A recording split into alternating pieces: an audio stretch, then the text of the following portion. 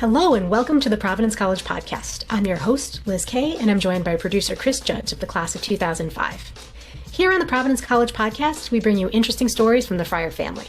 This week, we're talking with Dr. Christopher Lyddy, Assistant Professor of Management in the Providence College School of Business. Dr. Lyddy's research explores the nature and impacts of mindfulness in the workplace. In February, he and his research colleagues published a paper in the Journal of Applied Psychology that confirms the benefits of mindfulness training for employees, but also reveals some possible downsides. Dr. Lyddy, thanks so much for joining us. Well, thank you so much for having me, Liz. Let's start with some definitions first. What are we talking about when we talk about mindfulness? Yeah, very important question. You probably heard the term mindfulness thrown about somewhere these days. It seems to be everywhere, even in the magazines at the supermarket checkout aisle. Really, I think it's quite simple. It's that experience of just being really present. When you're really here in the moment, you're just aware in a rich way of what's going on around you.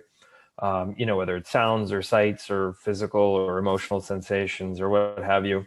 And usually it comes with a sense of acceptance and maybe a sense of calm or peace. Although it doesn't have to necessarily be so quiet in that way. But if you're really here, it's like things are just happening, right? And things aren't necessarily good or bad, but you just experience them as they are. It's really that quality of being really attentive and aware in the present moment and accepting that experience. People have been practicing mindfulness for hundreds of years, possibly thousands. It's not a new concept. Why is there a renewed interest recently? At least the first recorded use of the term, from what I understand, came from the Buddha, actually, historical Buddha 2,500 years ago or so. And who knows, maybe even earlier. So it goes way back. I think the idea of just being calm and present is sort of the opposite to how the Western mind works. It's like we like to think and explore and envision and conceptualize, and all that's great, of course. Like we wouldn't have a university or a college or a workplace without it. But at the same time, I think there's a couple of things that have happened. One, I think a lot of people experience an increasing degree of stress and complexity in their lives. As we sort of lean into these kind of living through concepts and the things that it creates, the world gets ever more complicated and dynamic and faster paced. And so, I think there's a natural counter reaction to that, which is sort of stepping back from that a little bit. And mindfulness is a very natural way to respond to that. And really just tuning into the present and sort of watching the world whiz by you, at least from time to time. I think a second thing that you're seeing is there's been a marked increase in the amount of high quality research around mindfulness and the use of mindfulness practices that have then subsequently become very validated through use of those or through that research. Certainly at a lot of high quality medical schools, that's sort of where the recent movement came out. Like UMass started doing research on this in the late 70s and early 80s. And so they'd take people who were very, very sick oftentimes at their med school. Maybe they have advanced cancer or AIDS or other kinds of very severe conditions. They were suffering a lot. And basically the medical community didn't know how to fix these people medically. So all they could really do is help them relate to this difficult experience from a better place. So that's where the use of mindfulness practices started in terms of widespread use in mainstream American society, Western society. So as you start to build up research showing that mindfulness actually really helps these people deal with these very difficult conditions, not only mentally, but actually they started to see even physical effects, at least with some of them. It's kind of amazing, the mind-body connection. Then people started to say, wow, there's really something here. They started doing more brain research. And, it shows like mindfulness practices like meditation can actually transform how your brain works and even its physical structure. It's really pretty amazing. So they said, wow, there's really something here. And so over time, there's been more and more research and emphasis on it as these techniques have kind of become more and more validated. So there was a lot of work for maybe 20 to 30 years in the medical community, and then the psychological community picked it up. And only recently we started really looking at it in management. We're saying, if you're going to be calm and focused and really tuned in, maybe that affects how you work on a task or run a meeting, just like it might affect how you relate to cancer or deal with your anxiety. And as a result of some of this research, this psychological research, many businesses have started to invest in mindfulness training for their employees. And it seems like mindfulness itself is a big business. Absolutely. You're totally right about that. There's Fidelity partners with another organization to put out a survey on well-being practices at work. And they found that more than half of the large employers out there right now, I'm talking like, Fortune 500 type companies, offer some kind of mindfulness practices or training to their employees. There's an article that came out recently that now mindfulness training is now $1 billion a year business just in the US alone. And it's certainly expanded globally.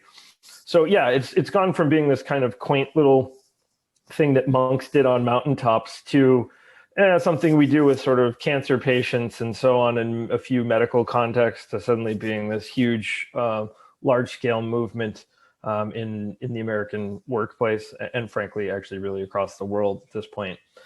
So lots of organizations are deploying these practices because they think it's going to help employees, deal with their stress, deal with anxiety, be more focused, be more engaged, more productive, all that kind of good stuff. And there's really, the body of evidence on how mindfulness affects people at work.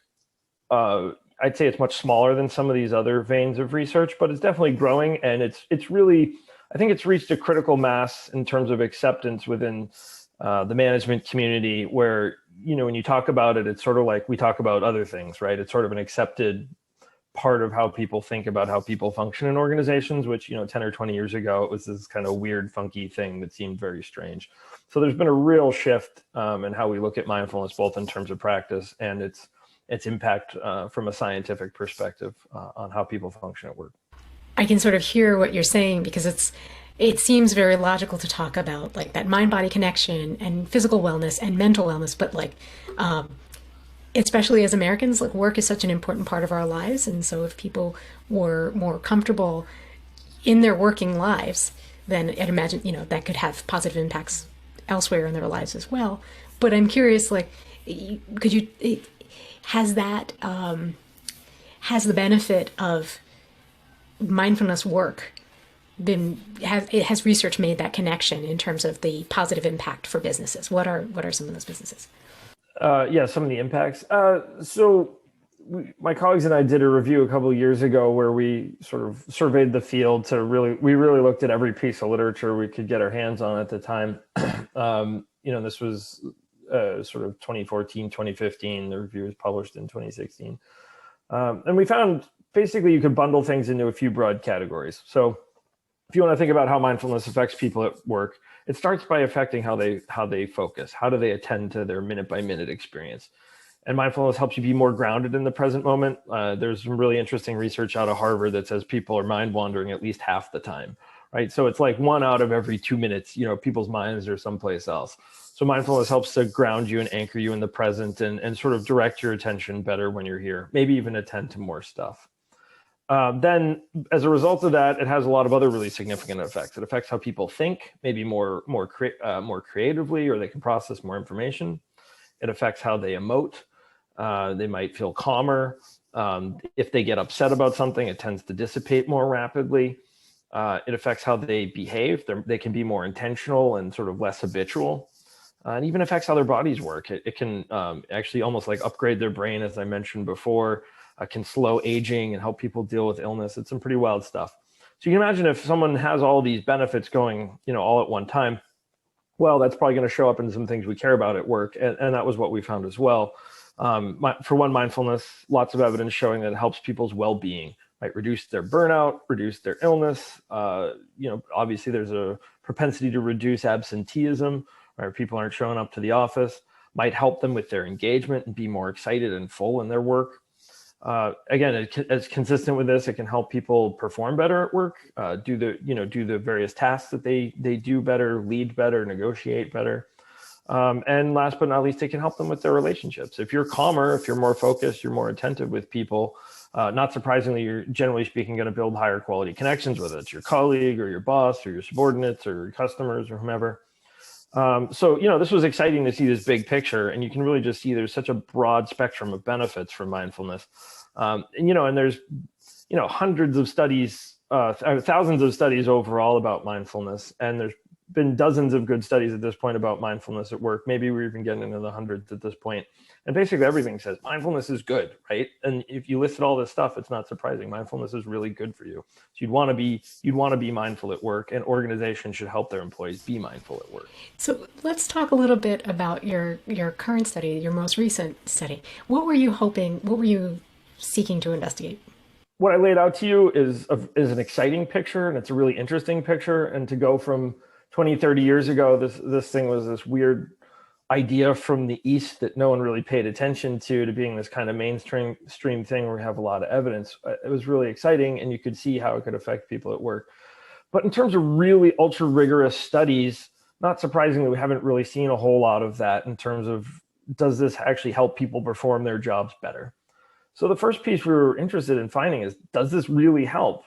And, you don't want to just ask people, are you better at work? You want to go talk to other people there, like their supervisors, right? And you want to show this multiple times so you feel really confident in it.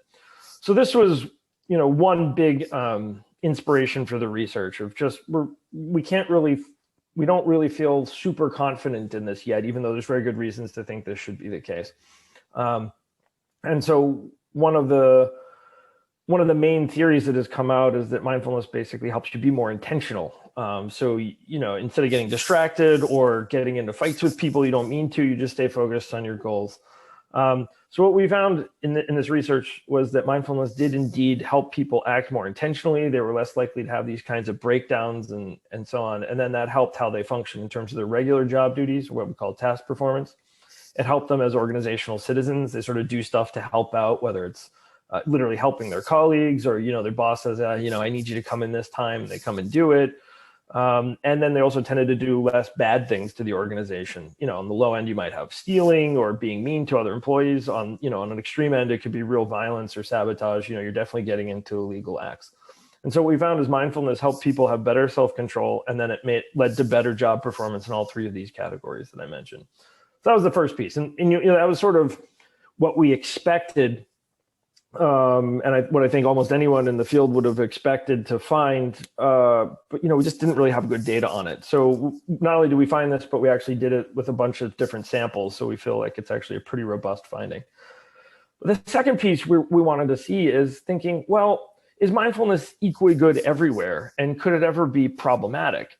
I mean, to take a really extreme example, if you were doing a memory task and being mindful made you really, really present, maybe you wouldn't remember stuff so well, right? Like if you're really, truly present, you're not thinking about the past. So maybe, and so that wasn't really where we chose to focus. What we actually chose to focus on was thinking that maybe mindfulness actually makes, when someone's having a difficult experience, something's unpleasant, maybe it actually makes you more acutely aware of that unpleasantness.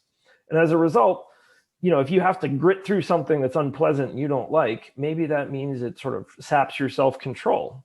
And we already found that the self-control is really important for predicting job performance. So maybe just maybe, being more mindful can essentially intensify something bad about your work, impair your self-control, and then lead to worse job performance. Which again is kind of funny, right? It contrasts with what we were theorizing before, that mindfulness would help your self-control and boost your performance. So it's kind of like both effects going on at the same time. And so we decided to test this in regards to a variable called surface acting. So everyone surface acts from time to time in their jobs, or virtually everyone anyways. And that's the idea that you have to express an emotion at work that isn't necessarily authentic for you. Classic example of this is a waiter serving a customer. The customer is very rude and yelling at them, right? But as a waiter, for one, the customer is always right? You're trying to serve, you want to keep your job. But also your tip's dependent on that, making that person happy. So even if that person's being mean or rude to you or a jerk in some way, you just keep smiling, right? And this is true for lots of jobs, not just waiters. And it doesn't even have to be a customer service job, although that's particularly common behavior for those kinds of people. I think of like a leader, a subordinate kind of messes something up. Like, do you just yell at them? Maybe not. That might not be the best way to lead that person. Maybe you just kind of have to smile and say it's okay and try to direct them to doing something better. So the idea is that this is surface acting. You're sort of putting on an emotion on the surface that's not actually true underneath, or what is also sometimes called emotional labor, right? Your work involves faking emotions. So what we looked at is we started our model with looking at how surface acting predicted level of self-control. And it's been known for years that surface acting tends to deplete self-control. Lots and lots of research showing this, right? And if you have to fake being nice to people day after day after day who are really mean to you, that's probably going to be really taxing of your self-control, right? You're going to get eventually upset and break down. And then that's been long speculated to impair job performance. So we found this link, just as we hypothesized, we found this link playing out. And the really interesting piece was sort of then seeing if mindfulness sort of strengthened this relationship between surface acting and self-control depletion. And we found it actually, the more mindful someone was, the stronger that relationship became. So for someone who wasn't very mindful, they're just kind of running on autopilot and they're sort of distracted all the time. They might not even really notice that they're surface acting. So it's not really going to affect their self-control too much. And therefore, there's not really going to be a big effect on their job performance. But if you're really acutely aware of every time you're faking it at work and you're putting on a smile when you're really feeling angry underneath, yeah, that's going to really tax your self-control. That's what we saw in the data. And for those people, they actually experienced a much greater impact of surface acting on their job performance as a result. That's really an interesting and surprising finding, because it's almost like being present and being, as you said, being present and being aware that you're not being entirely truthful or trying, it makes it more difficult to do that. And so as a result, later on, it's just that much more exhausting and makes it more difficult for you in other areas of your life. Yeah, exactly. And yeah, we didn't test that, but it's certainly plausible that if you're getting more depleted at work, then when you come home, maybe that has other effects, right? Like if your kids are yelling, running around the house, maybe you lash out at them, right? Or get in a fight with your partner, or you leave the dishes in the sink instead of cleaning them up or whatever else, right? Now that'd be a really interesting follow-up study. We haven't done that yet, but there's been all kinds of research showing that self-control is a very general sort of psychological characteristic that carries across all different types of life domains and behaviors. And it's pretty much always a good thing.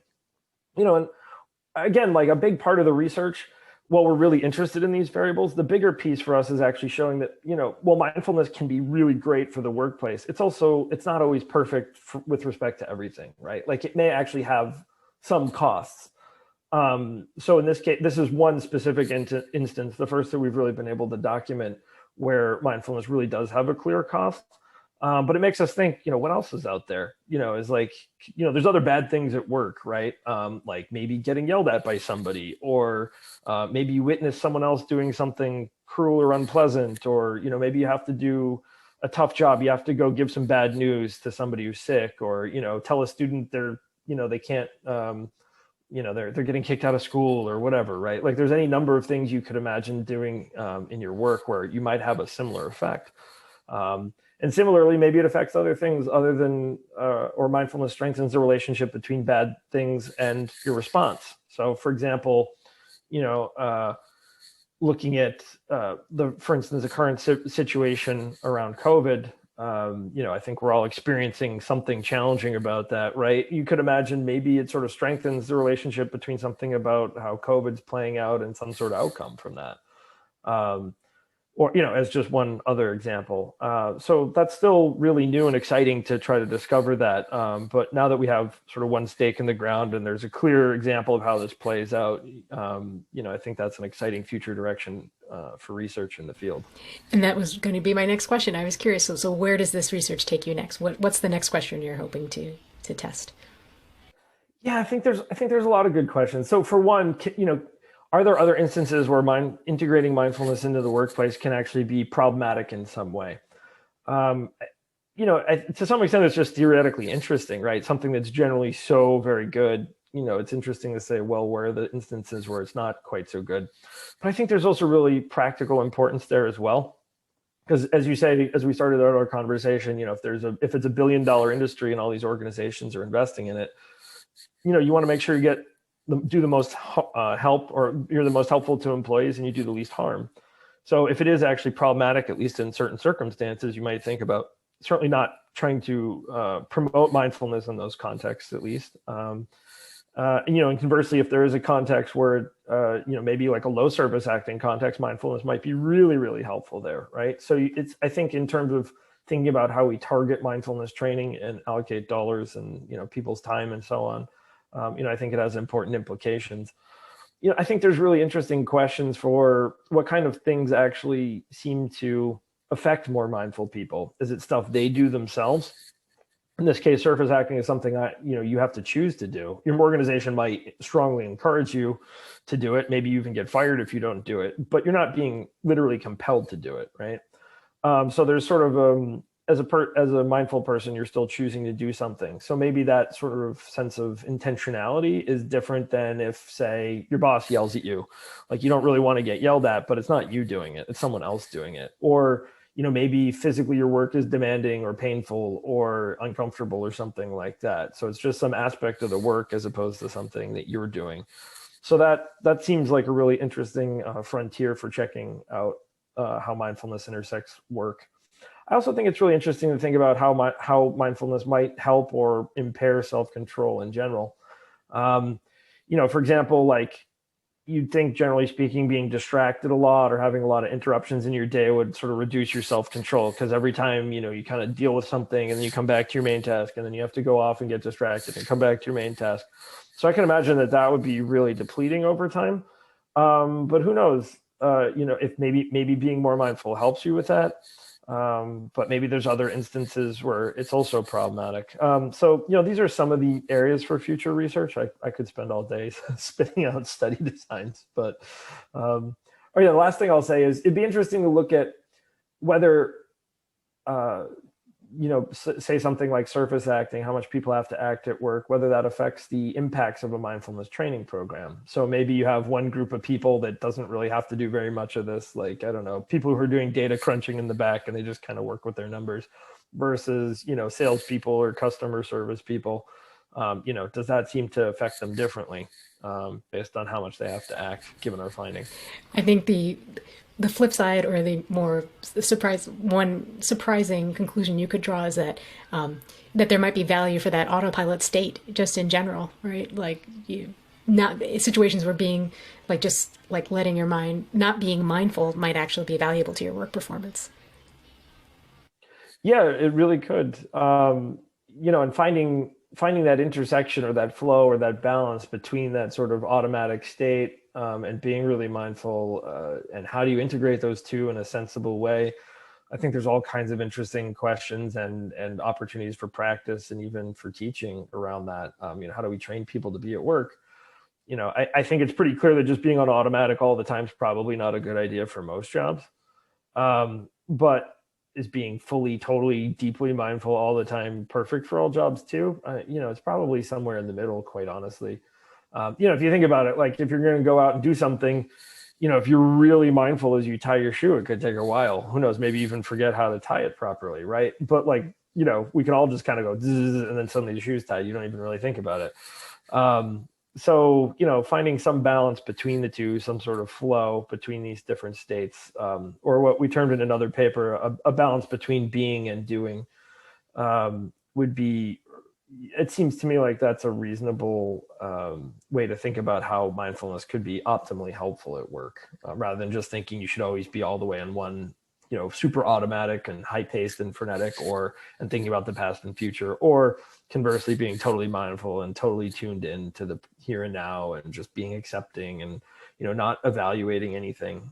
So I think the optimal place is somewhere in the middle. It is quite likely that in our modern society, or the current situation in society we're in, that balance is exactly what people don't have. So interested in terms of that. Yeah. It's unquestionably challenging to find, right? Like anytime at any job, right? You can always do more work, right? How often is your boss going to tell you, no, don't do that extra project that would be really helpful, right? Don't cram through, another 3 emails, or, take one more meeting or what have you. So there's always that lure and there's always that demand.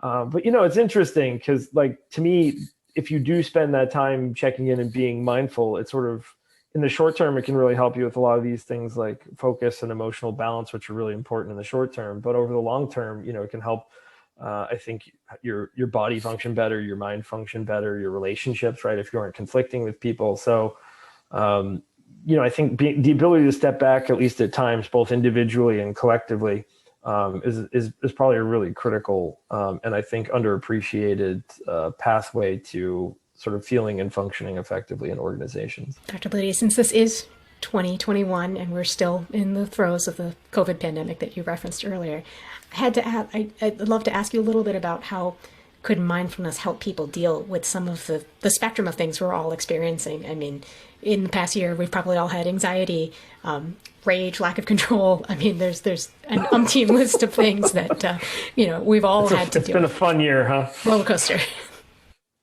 Yeah. We're basically at the year and the core anniversary. I've heard of it. That's a tough term.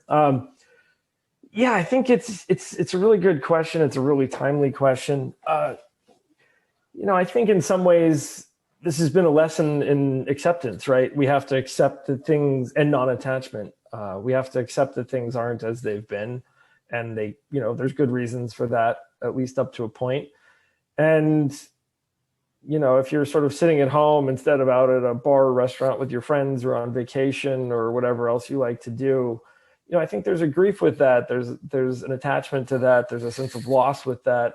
There's a sense of anxiety about what's going to come in terms of, will I have a job, or, am I going to get hurt by this disease, or, are other loved ones going to be affected by it? And as you say, it's like you can't control any of that. All you can do is sort of do these basic behaviors like hand washing and mask wearing, and, I guess when vaccines are available, taking those. So I think to me in the interim, mindfulness is about tuning into what's here in the present moment. Can I find something that I really relate to and feel fulfilled by, even in this otherwise challenging time? It's like I can look out my window and I can look at a tree and I can feel connected to it and a sense of peace with it and be mindful with that. Or you can be mindful with those around you, or you can tune into the good food you have at home, assuming you're lucky enough to have that. We don't need to be as attached to these things as we are. I'm not by no means saying I'm perfect with this. I've certainly had my moments where I felt pretty frustrated, right? But I find those moments where I really do tune into the present and I can accept it. I just find it goes a lot more smoothly and easily. I think it's also forced a lot of us to adapt, and whether it's work or students, I feel really bad for them in many ways, right? Like their whole lives been upturned. So, to let go of those old habits and try to develop new ones, can you shift from learning in an in-person environment to Zoom? Can you sort of stay focused and disciplined even when you're stuck in a dorm room with a bunch of roommates as opposed to in class? It's by no means easy, but, that's sort of what the situation calls for. And again, I think the more mindful we are, the more present we are, the easier it is to make those kinds of adaptations because we're not as rooted in the past. At least that'd be my theory. I haven't really checked it out, but hopefully that's the case. I'm curious how you yourself got interested in mindfulness in the workplace, and how did you get started in this research path? Well, I got interested in mindfulness, period, when I was about 12. I read this book by this monk, Thich Nhat Hanh, who was a very famous monk, and very simple, very beautiful book. I remember it's called Pieces Every Step. And he really just writes about the simplicity of it. It's, it's just tuning into washing the dishes, and I mean, he really uses that example. It's like, wash the dishes lovingly, really tune into that experience and feel that. And, it's so simple and it's so mundane, and, it's so easy to just go wash, and move on to the next one. And of course I do that like everybody else. But, every once in a while, if you tune into that experience, it was almost magical for me. There was just such a change in my consciousness of tuning into that, and such simple advice. It really kind of shifted my whole world perspective and really my sense of self. So there's a real sense of peace and joy that came with that, and a sense of trust and acceptance that I didn't normally have. I mean, I think a lot of us struggle in middle school, and I was certainly there myself. So, at that moment, I realized this is something that's really deeply, profoundly meaningful to me. But, at 12, what do you do with that? Especially 30 years ago. These days, maybe it'd be a little more of an outlet for it. So I just it was sort of a personal passion of mine for a while. And I kept trying to find things to do. Like I did an econ degree as an undergrad, and, I was working in public policy and so on. I ended up, long story, too many twists and turns, but I was going to do organizational research, and, I really liked my topic, but, I just had this gut sense like, I should just study this. This is really what I'm passionate about personally. And I was like, that's crazy. No one's going to be interested in it, and it doesn't even make sense. And this was 2009. So it really was before everything exploded. And, I was just like, you know what, I'm just going to raise it with people. And if it's meant to happen, it'll happen. And turns out one of the faculty members at my program, he'd been sort of an advisee of Ram Dass, who was, one of the early pioneers of mindfulness in the West. And so he was not only open to it, he was actually enthusiastic about it. And I said, I guess that's a sign. So that was how I got off and running in terms of studying it in the context of the workplace. I didn't really think anyone would be interested afterwards, but, magically sort of right as I was starting to finish up my PhD, it seemed like people got really interested in it, and it sort of just worked out. So I'm one of those little miracles. Could you tell us a little bit about your own mindfulness practice, if that's not too personal? It's not too personal. I wish I had more good things to report these days. In the past, let's say when I was a college student, I was pretty serious about it. I try to meditate twice a day. I try to sit for 20, 30 minutes in the morning and same in the evening. Obviously it wasn't perfect every single day, but I try to do it. For me, it's just really simple. You just sort of tune into the present, and what comes. Like sometimes it's your thoughts just quiet, and you can just sort of blissfully sit there in peace. And there's a sense of almost timelessness that comes with that, a sense of selflessness. You almost dissolve. Other times, maybe if you're having a rough day, you're stressed about a test, or you're frustrated with an interaction, or, those kinds of things. I mean, I find oftentimes a lot of emotions would come up. I'd be really frustrated, or, there'd be, maybe a sense of anxiety. I'd be nervous, like, oh my God, I'm not going to do well enough on this, or something like that. So I find, really sort of letting that experience up fully into my consciousness was really helpful. It's not about detaching from it. There is a detachment, but there's also like a full embrace. It's almost like being a method actor, honestly, for me. It's like you really you let the feeling up and you let it rip, and at least inside you. I'm not saying you're like literally punching walls or, quivering on the floor or something, but, it's like that there's often that intensity of feeling. I found time and time again that it's almost like those kinds of patterns often dissolve and relax after you really sort of tune into them. So it's really interesting. It's almost like, it's like warm water with salt, right? If you have some salt in a glass and you pour warm water and it kind of swirls around and slowly it just goes away. Like that's kind of the feeling. I realize that's a very abstract metaphor, but I don't know how else to describe it. Lately, with 2 kids at home in the pandemic and teaching students, it's like I try to take a few breaths every now and then, or do a dish mindfully and really tune into it. There's a distinction between formal and informal mindfulness practice, where formal mindfulness practice is that, sitting on a cushion or at least a chair, and, maybe you have your quiet set up, and maybe you have a little gong, or, like all these wonderful things, sit in front of a tree, flowers. Given seeing as I'm a parent of 2 small kids and a busy professor and all of that, the informal side of things is much more common, where you just sort of take a few breaths or tune into a sip of tea or coffee or what have you. Occasionally I do get to meditate a little bit. Like, for example, I've been putting my daughter to bed, my younger daughter these days, to give my poor wife a break. And so there's sort of always that little time where you put her to bed and you think she's asleep, but you're not sure. So I'll just kind of sit there and breathe in bed and sort of tune in. But that's kind of what I've been doing. Oh, and to the extent you can go to like a retreat or some kind of mindfulness workshop, that's always really great too. But not a lot of that happening, at least not in person these days. Definitely not in person. This made such this discovery of mindfulness, this personal discovery you made when you were 12, made such an impact on your life. Have you been able to introduce your children to this? I don't know how old they are, but to this at this age. Not directly. I guess a little bit with my elder daughter. She's 7.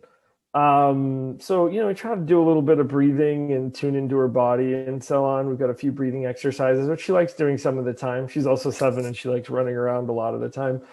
The other's 1. So I think she's sort of, she's very present, but, I don't know how you'd introduce a kid that young to this kind of thing. If anything, it's sort of, you have to wait till they kind of unlearn being in this state to reteach them.